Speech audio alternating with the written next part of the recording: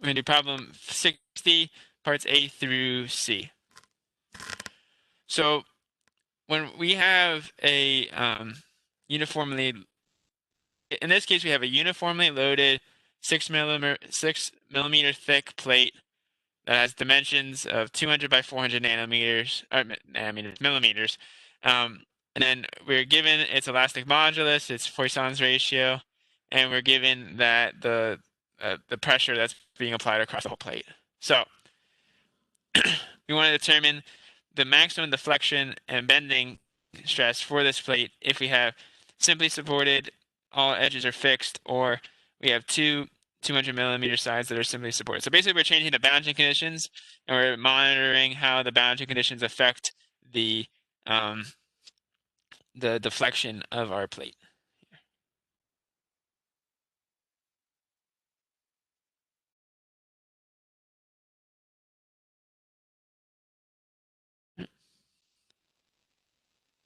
All right, so we have, let's see here. So we have 6 millimeters thick. Our plate is 400 millimeters long,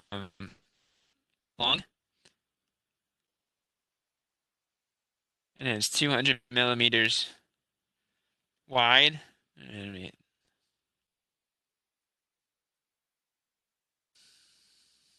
All right, and then we have in part A we have, we have a pressure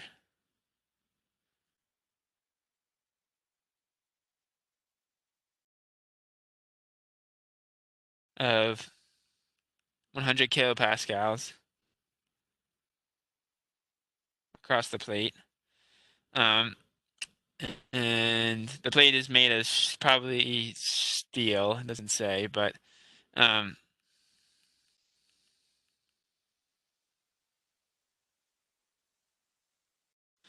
right, so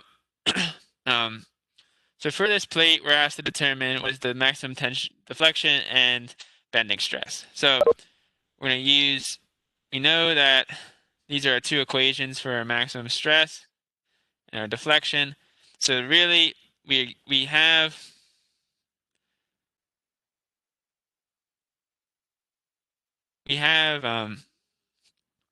everything except these two constants, K1 and K2. Okay, so all we need to do here is we need to find out what is K1 and K2 using the table above. So in our first case, in part A, all right, in part A, we have the plate is simply supported on all edges.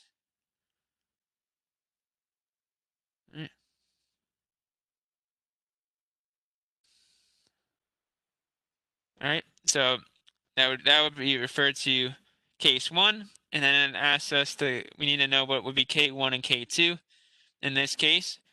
So we need to, in order to determine our K1 and K2, we need to know the ratio of our two sides, the longer side over the shorter side, and the longer side in our case was 400 millimeters, and the shorter side was 200. So the ratio of those two should just be 2. So our K1 and K2 values for simply supported beam would be 0.6102 and 0.110. So we can use those two equations. So we got A over B is equal to 2. So it's case 1 on the table above. All right, and that refers, we would get K1 would be equal to 0.6102, and K2 would be equal to 0.110. Right? If we plug those values into our equation for stress, our maximum stress and our maximum deflection, we would get for our maximum stress, we would get our K1 constant 0.6102 times our pressure, which was equal to 0.1 or 100 kilopascals, which is equal to 0.1 megapascals. and then it's multiplied by the ratio of the shorter side divided by the thickness. So the shorter side is 200 millimeters. The longer side is the thickness is 6 millimeters. And we're going to take that ratio and we're going to square it. Okay. So the only units we have here are megapascals. So what we end up getting for our maximum stress is 67.8 megapascals. Okay. All right, and we're going to repeat the process for W max. Just plug in K2. So I think it's 0.1110. Is it 3 ones or 2 ones? 3. Okay, sorry. Yeah, so there should be an extra 1 here. All right, and then you'd multiply that by the pressure divided by the elastic modulus. So we'd have 0.10 megapascals divided by, was it 210 gigapascals? So that's really 210,000 megapascals times the ratio of the width cubed, or sorry, the base divided by the thickness cubed. So the base again is 200 millimeters divided by the thickness is 6 millimeters. We're going to cube that, and then we're going to multiply by the length here, which is the base here is an extra millimeter, or is it extra 200 millimeters here? Okay. And if you evaluate all that out, you'd end up getting 0.391 millimeters. Yeah. All right.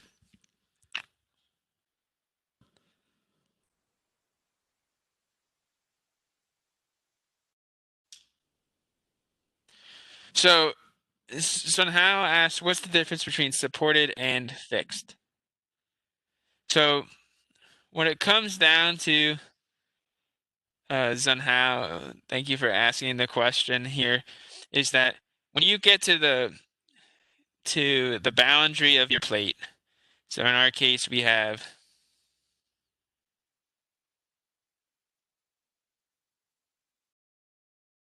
all right.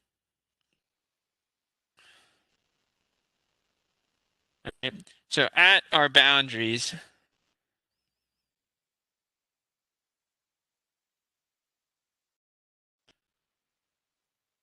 so along our edges of this plate, all right, there needs to be some force or some moment that will oppose the forces that are being applied downward. So we have our external pressure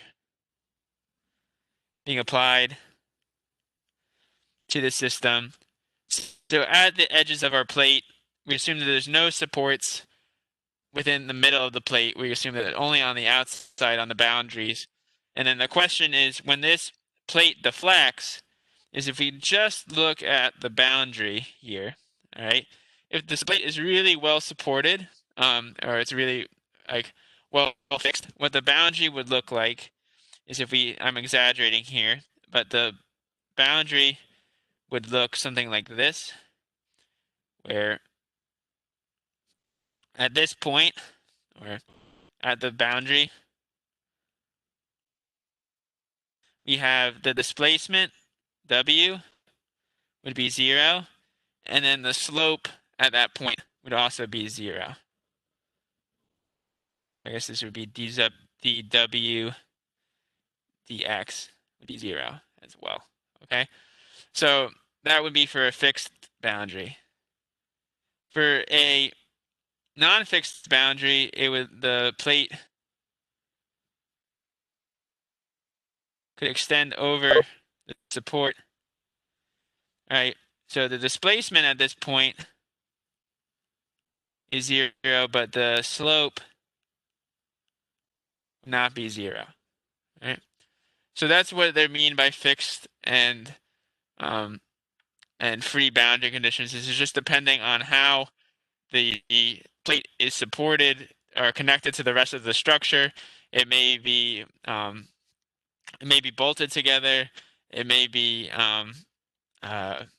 it may be riveted together. It may just be glued to the supports.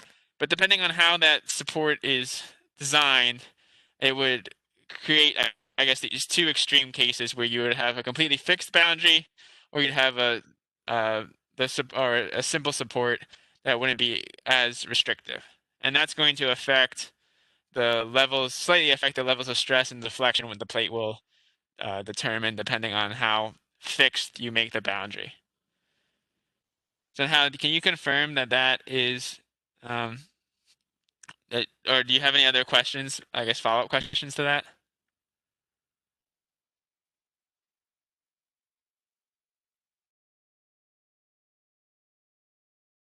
Um, so your question is, can the support only supply force, not moment? It depends on the case. So the fixed case could apply a moment and a force, and um, the simple support can only apply a um, oh, whatchamacallit. So let's go here. So this can apply reaction force along the, I guess, z direction here, while this can apply a reaction force and a and a and the moment as well. Okay. All right. So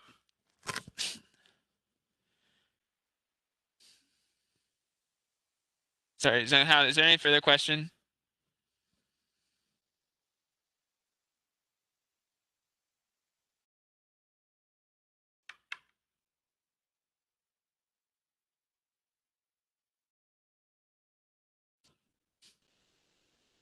Very good. All right.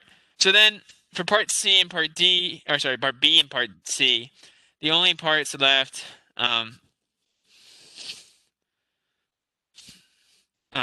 you can go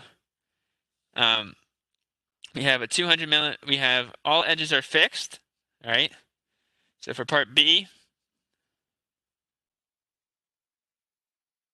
all edges are fixed, you would use case 2, all right?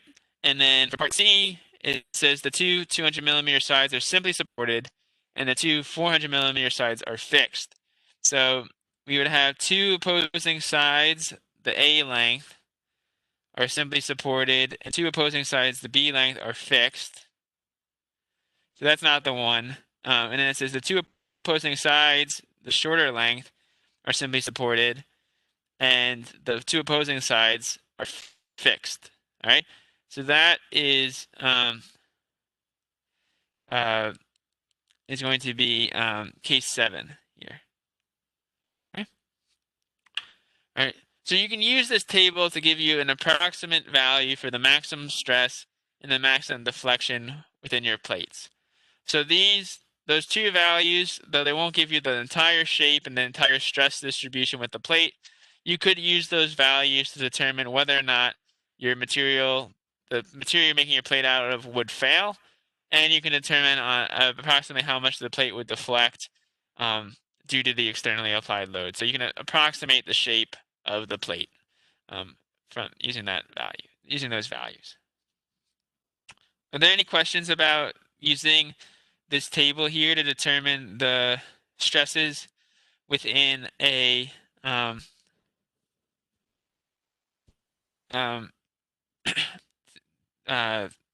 to determine the stresses within a rectangular plate and deflections in a rectangular plate. So I didn't solve. We're not going to solve for part D. That case is actually not provided. It's something that you would have to solve the boundary conditions of the biharmonic equation to get that. So.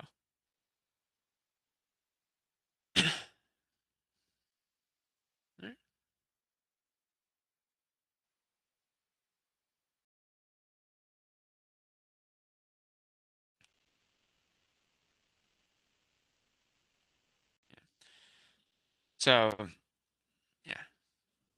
So Sterling brought up a point about part D. is that part D doesn't have there's no case within this table to solve it. So what you need to do is you would actually need to solve this equation here.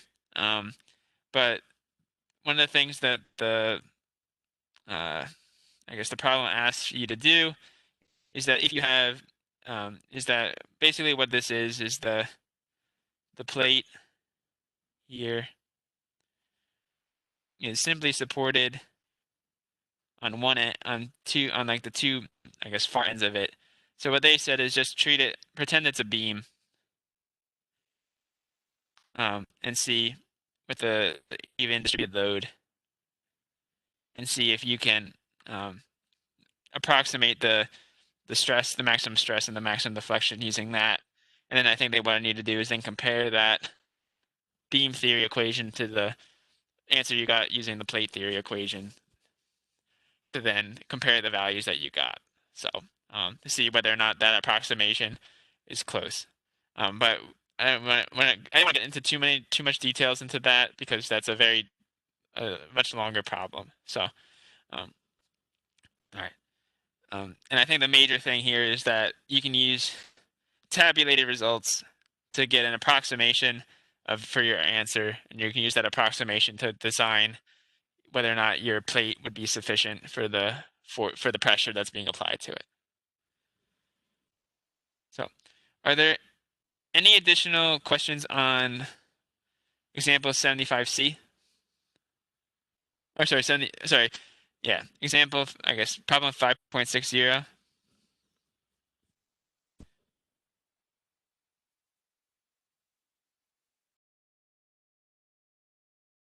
So Zunhao brought up that if you had the ratio between A and B would be something in between. So if it was like 1.3, can we average the value of K1 and K2 of the A and B ratios of 1.2 and 1.4? And I would say that is a safe bet. So if you have something that's in between two, you can definitely interpolate between those values.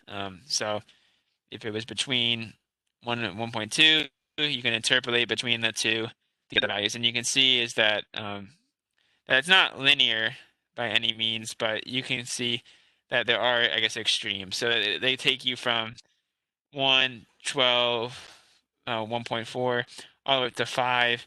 And then eventually you would get to a point where if A is so much longer than B, I think you end up getting the same value as you would in like in beam theory, which I think is what that 0.75 would correspond to.